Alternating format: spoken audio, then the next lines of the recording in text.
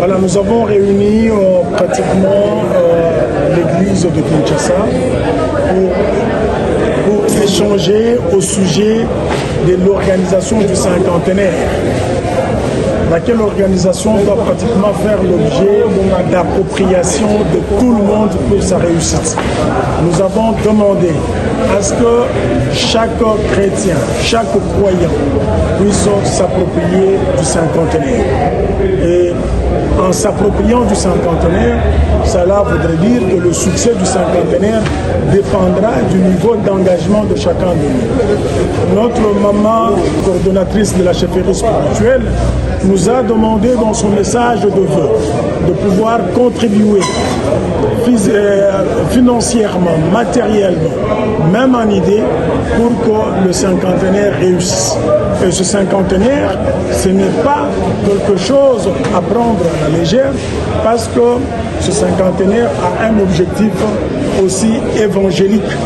En dehors de la cérémonie que nous allons organiser, au cours de laquelle nous allons recevoir les autorités politico-administratives du pays, les chefs religieux, mais aussi tous ceux qui sont assoiffés de la bonne parole ou de la parole spirituelle.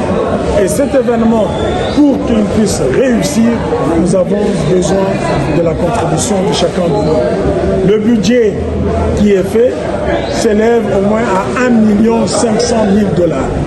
Et par rapport à ça, la contribution de tout membre de l'Église est nécessaire. Raison pour laquelle nous avons souhaité que chacun de nous puisse contribuer. Et surtout que nous puissions faire de la parole de notre maman quelque chose qu'il faut respecter. Si aujourd'hui nous faisons de Monéditu un site de pèlerinage, cela se retrouve dans le testament de Mwambi Kadima lui-même, qui avait demandé qu'on puisse l'enterrer à Monéditu. Et à la fin, il ajoutera, ce site fera pratiquement un site de prière. Voilà pourquoi nous l'avons appelé notre site de pèlerinage. Donc, nous devons tous nous mobiliser pour que le cinquantenaire réussisse. Je dis et je vous remercie. Presse et JC officiel.